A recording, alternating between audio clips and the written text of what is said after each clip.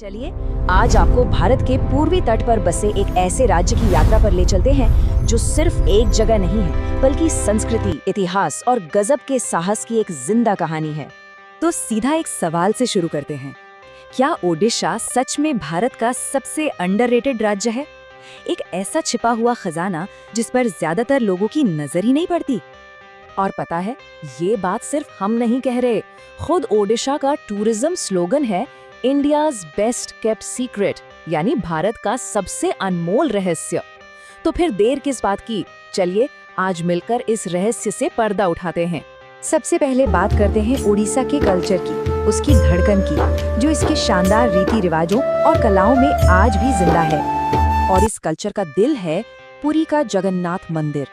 जी हाँ, वही जगह जहाँ से दुनिया भर में मशहूर रथ यात्रा शुरू होती है। ये एक ऐसा नजारा होता है जहां आस्था का पूरा समंदर उत्सव की लहरों में हिलोरे लेता है। ये यात्रा, आप इसे सिर्फ एक जुलूस मत समझिए, ये एक पूरा आध्यात्मिक सफर है। जरा सोचकर देखिए, लाखों लोग एक साथ मिलकर अपने देवताओं के विशाल रथों को खींच रहे हैं, उन्हें गुंडीचा मंदिर तक ले जा रहे हैं और फिर ठीक एक हफ्ते बाद उनकी उतनी ही शानदार वापसी का जश्न मना रहे हैं। लेकिन रुकिए, ओडिशा की कला सिर्फ इन त्योहारों तक ही सीमित नहीं है। यहाँ की मिट्टी में ओडिसी नृत्य की सदियों पुरानी परंपरा बसी हुई है। और इसकी जड़ें कितनी गहरी हैं? इतनी कि वो 2000 साल से भी ज्यादा पुरानी मंदिरों की दीवारों पर बनी मूर्तियों तक जाती है। अच्छा, ओडिसी में सबसे खास चीज पता क्या है? वो है मुद्रा। ये सिर्फ हाथ के इशारे नहीं है, नहीं, ये अपने आप में एक पूरी भाषा है।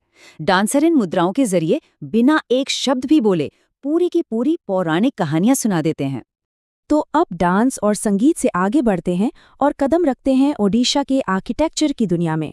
एक ऐसी दुनिया जहां पत्थर भी बोलते हैं, कहानियां सुनाते हैं। और इस दुनिया का ताज वो है कोणार्क का सूर्य मंदिर। देखिए, ये कोई आम मंदिर नहीं है, इसे बनाया गया है एक विशाल पत्थर के रथ की तरह, सूर्यदेव का रथ, जिसे 7 मजबूत घोड़े खींच रहे हैं। मतलब सोचिए तो सही, क्या कमाल की कल्पना रही होगी। खुद रविंद्रनाथ टैगोर ने कोणार्क को देखकर कहा था, यहाँ पत्थर की भाषा इंसान की भाषा से बढ़कर है। और सच कहूं तो ये एक लाइन ही इस जगह की पूरी भव्यता और इसकी आत्मा को समझाने के लिए काफी है।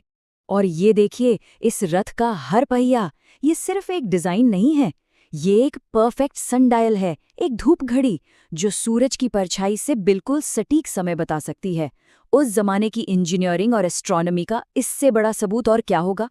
चलिए अब इतिहास के पन्नों से निकलकर सीधे प्रकृति की गोद में चलते हैं और एक बहुत ही दिलचस्प कहानी सुनते हैं कि कैसे ओडिशा ने अपने एक कुदरती खजाने को सचमुच मौत के मुंह से वापस खींच लिया।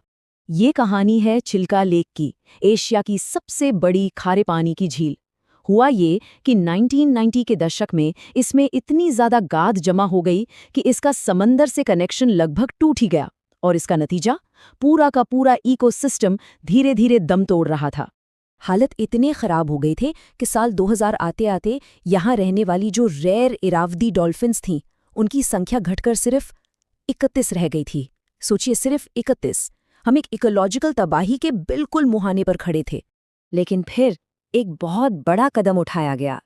झील और समंदर के बीच जो रास्ता बंद हो गया था, उसे फिर से खोलने के लिए एक मैसिव ड्रेजिंग ऑपरेशन शुरू किया गया। मकसद साफ था, इस झील में दोबारा जान फूंकनी थी।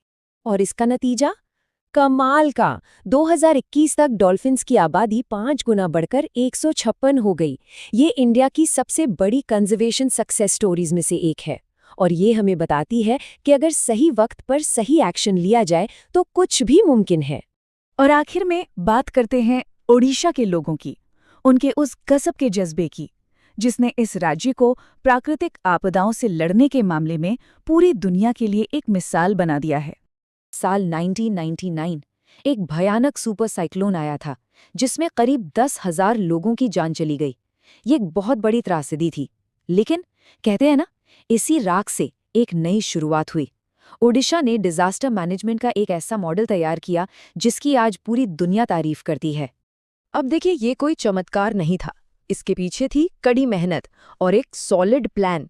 सैकड़ों साइक्लोन शेल्टर्स का एक नेटवर्क बनाया गया, गांव-गांव तक डिजास्टर मैनेजमेंट प्लान पहुंचाए गए और सबसे जरूरी बात, लोगों के अंदर रोकथाम और तैयारी की एक आदत डाली गई, जो अब उनके कल्चर का हिस्सा बन चुकी है। तो चलिए वापस घूमकर उसी सवाल पर आते हैं जहां से हमने शुरू किया था। क्या ओडिशा भारत का सबसे कम आंका गया राज्य है? शायद इसका जवाब हाँ है। लेकिन इससे भी ज्यादा जरूरी बात यह है कि ये सिर्फ एक जगह नहीं है, ये एक कहानी है। कल्चर को बचाने की, प्रकृति को फिर से जिंदा करने की और इंसानी जज्बे की। एक ऐसा रहस्य जिसे हम सबको जानना चाहिए।